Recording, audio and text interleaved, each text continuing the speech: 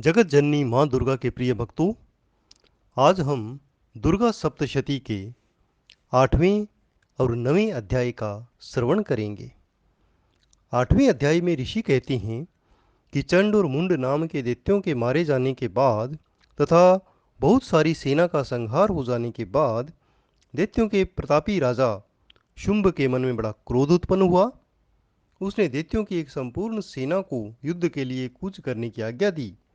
वह बोला, आज युद्ध युद्ध नाम के 86 दैत्य सेनापति अपनी सेनाओं के साथ युद्ध के लिए प्रस्थान करें। कंभु नाम के दैत्यों के 84 सेना नायक अपनी वाहिनी से घिरे हुए यात्रा करें। 50 कोटि वीर्य कुल के 100 धूम्र कुल के असुर सेनापति मेरी आज्ञा से सेना सहित कूच करें। कालक दोहार्द मौर्य काल के असुर भी युद्ध के लिए तैयार हों और मेरी आज्ञा से तुरंत प्रस्थान करें। भयानक शासन करने वाला असुर राज शुंभ इस प्रकार आज्ञा देकर 2 सहस्त्रों बड़ी बड़ी सेनाओं के साथ युद्ध करने के लिए प्रस्थित हुआ। उसकी अत्यंत भयानक सेना को आते हुए देखकर चंडिका ने अपने धनुष की टंकार से पृथ्वी और आकाश के बीच का भाग गुंजा दिया। हे राजन, तदंतर देवी के सिंह ने भी बड़े दो जोर जोर से दहाड़ना आरंभ किया। फिर अंबिका ने घंटे की शब्द से उस ध्वनि को और भी बढ़ा दिया। धनुष की टंकार, सिंह की दहाड़ और घंटे की ध्वनि से संपूर्ण दिशाएं गूंज उठी। उस भयंकर शब्द से काली ने अपने विकराल मुख को और भी बढ़ा दिया। इस प्रकार ये विजयिनी हुई और तुमुल नाद को सुनकर दैत्यों की सेनाओं ने चारों ओर से आकर चंडिका देवी को, सिंह को और काली देवी को क्रोधपूर्वक घेर लिया। राजन, इस बीच में असुरों के विनाश और दैत्यों के अभ्युदय के लिए ब्रह्मा विष्णु कार्तिकेय विष्णु आदि देवों की जो शक्तियां थी वे अत्यंत पराक्रम और बल से संपन्न थी। वे सब उनके शरीरों से निकलकर उन्हीं के रूप में चंडिका देवी के पास आ गईं। जिस देवता का जैसा रूप, जैसी वेशभूषा, जैसा वाहन है, ठीक वैसे ही साधनों से संपन्न होकर उनकी शक्ति असुरों से युद्ध करने के लिए वहां आई। सबसे पहले हंस युक्त विमान पर बैठी अक्षसूत्र और कमंडलू से सुशोभित ब्रह्मा जी की शक्ति वहां उपस्थित हुई, जिसे ब्रह्माणी कहते हैं। महादेव जी की शक्ति वृषभ पर आरूढ़ होकर हाथों में श्रेष्ठ त्रिशूल धारण करके महानाग का कंकण पहने मस्तक में चंद्र रेखा से विभूषित होकर वहां आ पहुंची। कार्तिकेय जी की शक्ति रूपा जगदम्बिका उन्हीं का रूप धारण करके श्रेष्ठ मयूर पर आरूढ़ होकर हाथ में शक्ति लिए दैत्यों से युद्ध करने के लिए वहां आई। इसी प्रकार भगवान विष्णु की शक्ति गरुड़ पर विराजमान होकर शंख चक्र गदा और शांग धनुष तथा खड़ग हाथ में लिए हुए वहां आई। अनुपम यज्ञ वराह रूप धारण करने वाली श्रीहरि की जो शक्ति हैं वो भी वराह शरीर धारण करके वहां उपस्थित हुई। नारसिंह ही शक्ति जो नरसिंह के समान शरीर धारण करके वहां आई। उनके गर्दन के बालों के झटके से आकाश के तारे बिखर पड़ते थे। इसी प्रकार इंद्र की शक्ति वज्र हाथ में लेकर गजराज ऐरावत पर बैठकर वहां आई। उनके भी सहस्त्र नेत्र थे। इंद्र का जैसा रूप है वैसा ही उनका भी था। तदंतर उन देव शक्तियों से घिरे हुए महादेव ने चंडिका से कहा कि मेरी प्रसन्नता के लिए तुम शीघ्र ही इन असुरों का संहार करो। तब देवी के शरीर से अत्यंत भयानक और परम उग्र चंडिका शक्ति प्रकट हुई, जो सैकड़ों गिदड़ियों की भांति आवाज करने वाली थी। उस अपराजिता देवी ने धूमिल जटा वाले महादेव जी से कहा कि भगवान, आप शुंभ निशुंभ के पास दूत बनकर जाइए और उन अत्यंत गर्वीले दानव शुंभ और निशुंभ को कहिए, साथ ही उनकी जो अतिरिक्त जो भी दानव युद्ध के लिए वहां उपस्थित हो उनको संदेश दीजिए। दैत्यो, यदि तुम जीवित रहना चाहते हो तो पाताल लोक चले जाओ। इंद्र को त्रिलोकी का राज्य मिल जाए और देवता यज्ञ भाग का उपयोग करें। यदि बल के घमंड में तुम युद्ध की अभिलाषा रखते हो तो मेरे पास आओ। मेरी योगिनियां तुम्हारे कच्चे मांस से तृप्त हों। चूंकि उस देवी ने भगवान शिव को दूत के कार्य में नियुक्त किया, इसलिए वह देवी शिवदूती के नाम से विख्यात हुई। वे महादैत्य भी भगवान शिव के मुंह से देवी के वचन सुनकर क्रोध में भर गए। जहाँ कात्यायनी विराजमान थी उस ओर बढ़े। तदंतर वे दैत्य अमरस में भरकर पहले ही देवी के ऊपर बाण, शक्ति, रिष्टि और अस्त्रों की वृष्टि करने लगे। तब देवी ने खेल खेल में ही धनुष की टंकार और उनसे छोड़े हुए बड़े बड़े बाणों द्वारा दैत्यों के चलाए हुए बाण, शूल, शक्ति और फरसों को काट डाला। फिर देवी उनके आगे होकर शत्रुओं को शूल के प्रहार से विदर्ण करने लगी। खड़वांग से उनका कचूमर निकालती हुई रणभूमि में विचरने लगी। ब्रह्माणी भी जिस जिस ओर दौड़ती थी उसी उसी ओर कमंडलू का जल छिड़कर शत्रुओं के ओज और पराक्रम को नष्ट कर देती थी। महाईश्वरी ने त्रिशूल से, वैष्णवी ने चक्र से और क्रोध में भरी हुई कुमारी कार्तिकेय शक्ति ने शक्ति से दैत्यों का संहार आरंभ कर दिया। इंद्र शक्ति के वज्र प्रहार से विदीर्ण होकर सैकड़ों दैत्य दानव रक्त की धारा बहाते हुए पृथ्वी पर सो गए। वाराही शक्ति ने कितनों को अपनी थुथुन के मार से नष्ट कर दिया। दाढ़ों के अग्रभाग से कितनों की छाती छेद डाली और कितने ही दैत्य उनके चक्र की चोट से विदीर्ण होकर गिर पड़े।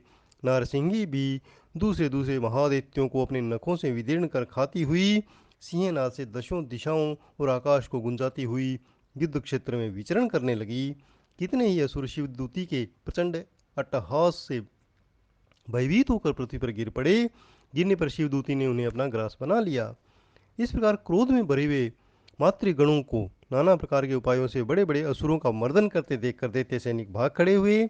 मातृगणों से पीड़ित दैत्यों को युद्ध से भागते आते देखकर रक्त बीज नाम का महादैत्य क्रोध में भरकर युद्ध करने के लिए वहां आया।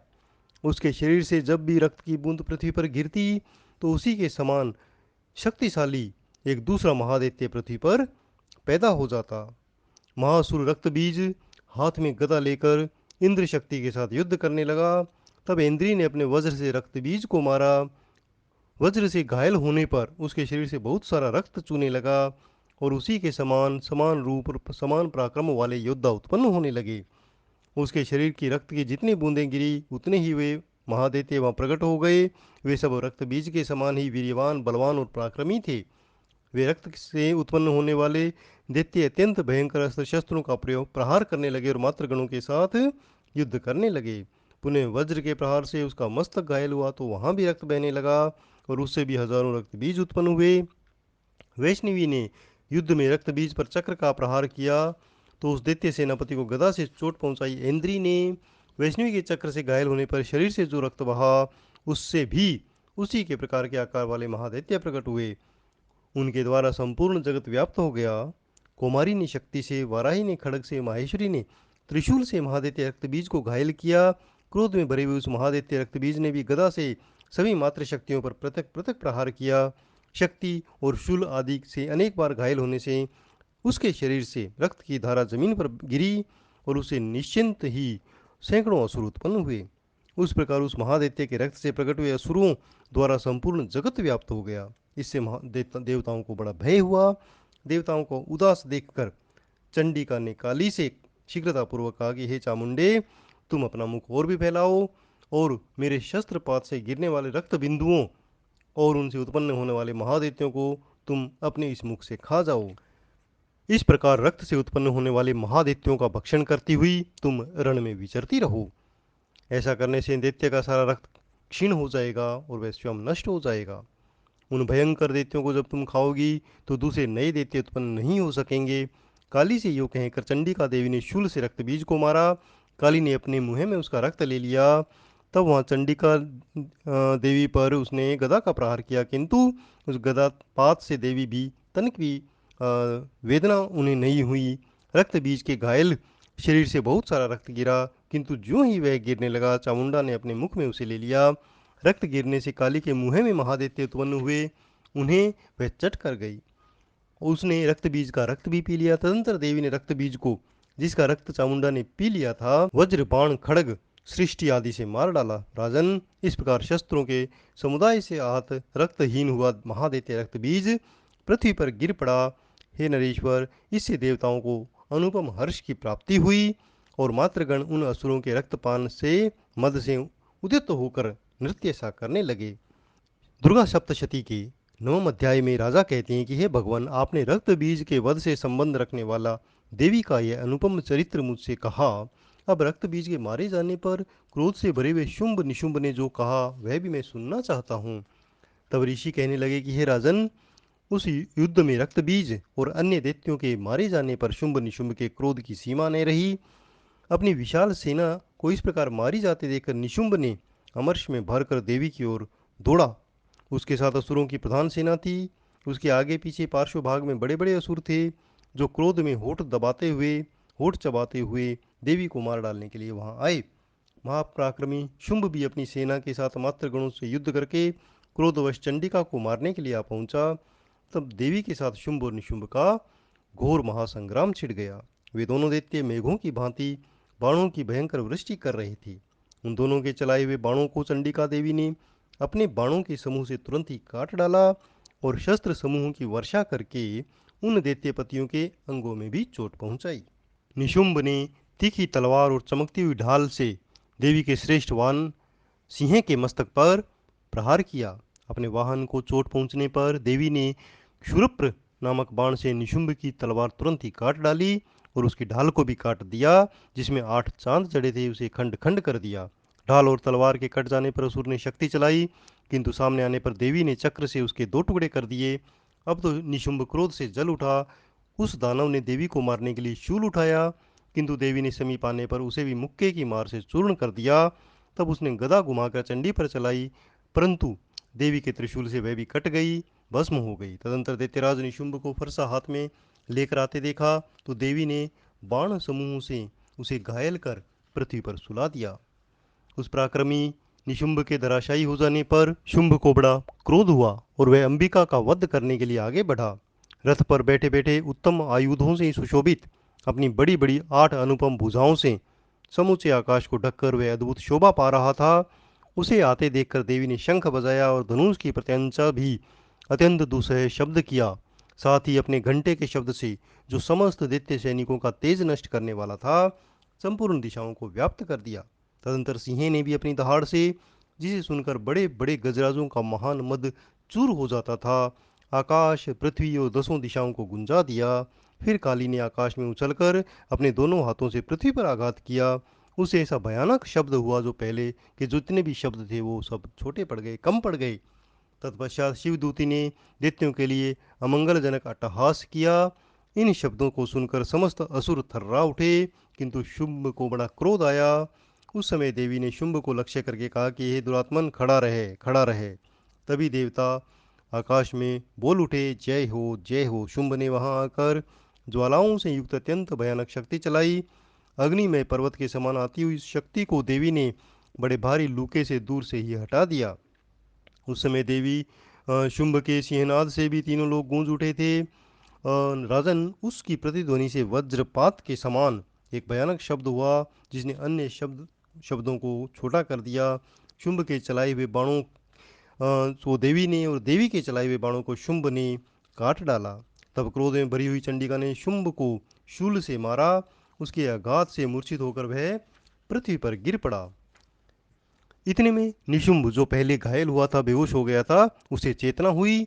उसने धनुष हाथ में लेकर बाणों द्वारा देवी, काली और सिंह को घायल कर दिया। फिर उस दैत्यराज ने 10,000 बाहें बनाकर चक्रों के प्रहार से चंडिका को आच्छादित कर दिया। तब दुर्गम पीड़ा का नाश करने वाली भगवती दुर्गा ने कुपित होकर अपने बाणों से उन चक्रों और बाणों को काट गिराया। यह देखकर निशुंभ दैत्य सेना के साथ चंडिका का वध करने के लिए हाथ में गदा लेकर बड़े वेग से दौड़ा। उसके आते ही चंडिका ने तीखी धार वाली तलवार से उसकी गदा को काट डाला। तब शूल हाथ में लिया। देवताओं की को पीड़ा देने वाले निशुंभ को शूल हाथ में लिए आते देखकर चंडिका ने वेग से चलाकर अपने शूल से उसकी छाती छेद डाली। शूल से विदीर्ण हो जाने पर उसकी छाती से एक दूसरा दैत्य, महापराक्रमी दैत्य, खड़ी रहे, खड़ी रहे, ऐसा कहते हुए निकला। उसके निकलते ही देवी हंस पड़ी और खड्ग से उसका मस्तक काट डाला। फिर तो वह पृथ्वी पर गिर पड़ा। तदंतर सिंह अपनी दाढ़ों और असुरों की गर्दन कुचल कर खाने लगा। वह बड़ा भयानक दृश्य था। उधर काली और शिवदूती ने भी अन्य अन्य दैत्यों का भक्षण आरंभ कर दिया। कौमारी ने शक्ति से विदीर्ण होकर कितनी महादैत्य नष्ट कर दिए। ब्राह्मणी के मंत्रपूत जल से निस्तेज होकर कितने ही भाग खड़े हुए। कितने ही दैत्य माहेश्वरी के त्रिशूल से छिन्न भिन्न धराशायी हो गए। वराई के थुतन से आघात से कितनों का ही कचूमर निकल गया। वैष्णवी ने भी अपने चक्र के से दानुओं के टुकड़े कर डाले। इंद्री के हाथ से छुटे हुए वज्र से कितने ही असुर प्राणों से हाथ धो बैठे। इस प्रकार कुछ असुर नष्ट हो गए कुछ उस महायुद्ध में से भाग गए तथा कितने ही काली शिवदूती और सिंह के ग्रास बन गए। हे राजन, इस प्रकार निशुंभ वध का यह नवा अध्याय पूर्ण हुआ। जय मां दुर्गे।